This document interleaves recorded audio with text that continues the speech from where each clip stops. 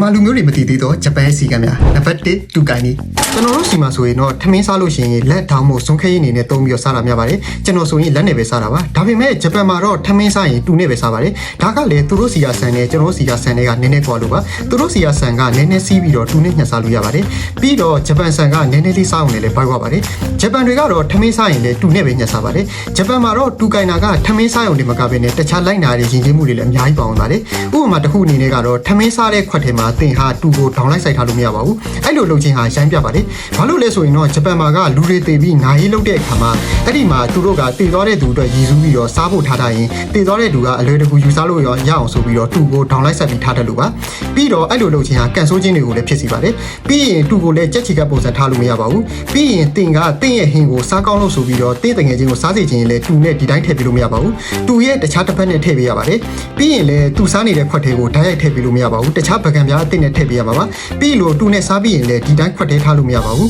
သူတို့မှာတူတင်နဲ့ဟာရှိအိုကီဆိုတဲ့တူတင်နဲ့စင်လေးကတက်တက်ရှိပါတယ်ပြီးရင်လည်းတူကိုစပွဲပေါ်ကပြုံးကြအောင်ယူဆက်ပါခင်ဗျာနောက်ဆုံးတစ်ခုအနေနဲ့ကြံပါသေးတယ်ပြီးရင်တင်ဟာစားနေတဲ့တူနဲ့ထိုးပြတာတွေညှို့ပြတာတွေလုံးဝလုပ်လို့မရပါဘူးအဲ့ဒါဟာလေးရိုင်းပါလေခုချိန်ထိတူမကင်သေးတဲ့လူကြီးမျိုးအတွက်ကတော့ဂျပန်ရောက်လို့ရှိရင်တော့စိုးဆက်လို့ပြောချင်ပါတယ်ခင်ဗျာနံပါတ်2တင်မန်နီပေးခြင်းနိုင်ငံတော်များများကစားတောက်ဆိုင်တွေမှာဟိုတယ်တွေမှာဝန်ဆောင်မှုအရန်ကောင်းလို့ရှိရင်ကျွန်တော်တင်မန်နီဆိုတဲ့ဝန်ဆောင်မှုအတွက်ဆိုပြီးတော့စားတောက်သူတွေကပေါင်းစုပေးတတ်ကြပါတယ်ကျွန်တော်တော့မြန်မာဟိုတယ်မှာအလုပ်လုပ်တော့ကဧည့်သည်တွေလာရင်တင်မန်နီလေးကိုရင်းညွှန်နေတတ်ပါတယ်ဒါပေမဲ့ဂျပန်မှာတော့ဒီလိုတင်မန်နီပေးတာရမ်းပြပါတယ်တင်ဟာဂျပန်ရဲ့စားတောက်ဆိုင်ကိုတွားပြီးလို့ဆိုင်ရဲ့အစားအသောက်တွေဝန်ဆောင်မှုတွေကိုကြိုက်လို့တင်မန်နီပေးခြင်းလို့ခုံပေါ်မှာထားခဲ့လို့ဆိုလို့ရှိရင်ဝေတာကတင့်ကိုချက်ချင်းလိုက်ပြီးတော့ပေးမှာပါဘာလို့လဲဆိုရင်တော့သူတို့စီမှာအဲ့ဒီယဉ်ကျေးမှုကမရှိပါဘူးပြီးရင်လည်းဝန်ထမ်းတွေအတွက်တင်မန်နီကိုမပေးရအောင်အဲ့ဒီဝန်ဆောင်မှုတွေအစားအသောက်တွေကောင်းကောင်းဆိုတာဝန်ထမ်းတွေရဲ့တာဝန်ပဲလို့သတ်မှတ်ထားပါတယ်အဲ့ဒါကြောင့်တင်မန်နီပေးကြမလို့ပါဘူးအဲ့ဒါကြောင့်တင်ဟာဂျပန်မှာစားတောက်ဆိုင်အလုပ်လုပ်ရင်ဧည့်သည်ကတင်မန်နီပေးရင်တော့ယူလို့မရတာမို့လူကြီးမင်းအတွက်ကတော့စိုးဆက်လို့ပြောချင်ပါလေခင်ဗျာ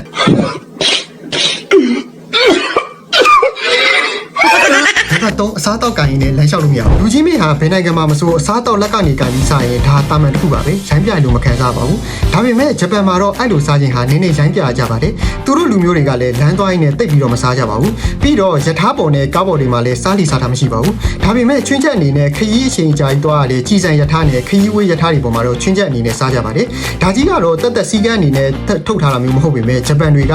ကသူတို့လူရှိသူရှိမှာစားလီစားတာမရှိတာပါသူတို့စားရင်တော့အဲ့ဒီဝယ်ထားတဲ့နေရာမှာပဲချက်ချင်းစားပါတယ်ဥပမာကော်ဖီဆိုင်မှာပေါမုံနဲ့ကော်ဖီဝယ်ရင်အဲ့နေရာမှာပဲချက်ချင်းစားပါတယ်ဒါပေမဲ့အခုနောက်ပိုင်းဂျပန်လူငယ်တချို့ကလည်းအဲ့ဒီစီကောင်တိတ်ပြီးတော့မလိုက်နာကြတော့ပါဘူးဘာပဲဖြစ်ဖြစ်အပြင်သွားရင်အာလူးကျော်လေးလက်ကကန်ပြီးတော့မှသွားတက်တဲ့လူကြီးမျိုးတက်ကတော့စိုးဆက်လို့ပြောချင်ပါတယ်ခင်ဗျာနံပါတ်4ပတ်စံရှင်ရင်နိုင်ငံအများစုကဈေးဆိုင်တွေမှာတော့ဈေးဝယ်ပြီးပတ်စံရှင်ရင်လူကြီးမင်းကပတ်စံကိုကက်ရှာရဲ့လက်ထဲကိုထည့်ရပါတယ်ဒါပေမဲ့ဂျပန်မှာတော့ငွေရှင်းကောင်တာတွေမှာပတ်စံရှင်ရင်ပတ်စံထည့်ဖို့ခွက်ပြားပြားလေးတစ်ခုထားတတ်ပါတယ်တင်ဟာဈေးဝယ်ပြီးရင်အဲ့ခွက်ထဲကိုထည့်ပြီးတော့ထားပေးရမှာပါလက်ထဲကိုသွားမပေးပါနဲ့ဒါဟာလေးရိုင်းပါတယ်တစ်ခုရှိပါသေးတယ်ပိုတဲ့ပတ်စံကိုပြန်ဟန်းရင်လည်းတင်ဟာပတ်စံကိုအဲ့ဒီကက်ရှာရှိမှာပဲထိုင်နေလို့မရပါဘူးဘာဖြစ်လို့လဲဆိုရင်အဲ့ဒါဟာလေးရိုင်းပါတယ်အဲ့ဒါဆိုရင်လူကြီးမင်းကမေးပါလိမ့်မယ်ပတ်စံမလောက်ရင်ရောဆိုပြီးတော့ဒါပေမဲ့မပူပါနဲ့သူတို့ကက်ရှာတွေစနစ်တွေမှာပိုတဲ့ပတ်စံပြန်ရတဲ့စနစ်တွေကတိကျပါတယ်ဒါပေမဲ့ဒါကိုကြည့်ပြီးတော့လူကြီးမင်းကမြန်မာပြည်မှာသွားမလုပ်ပြီးတော့အကြံပေးချင်ပါတယ်ခင်ဗျာအကယ်လို့အိမ်ပြန်ရောက်မှပြန်ဝယ်ရမလောက်လို့ရှိရင်လူကြီးမင်းဒူးနဲ့မျက်ရည်တော့မှာဆိုလို့ပါခင်ဗျာဟုတ်ကဲ့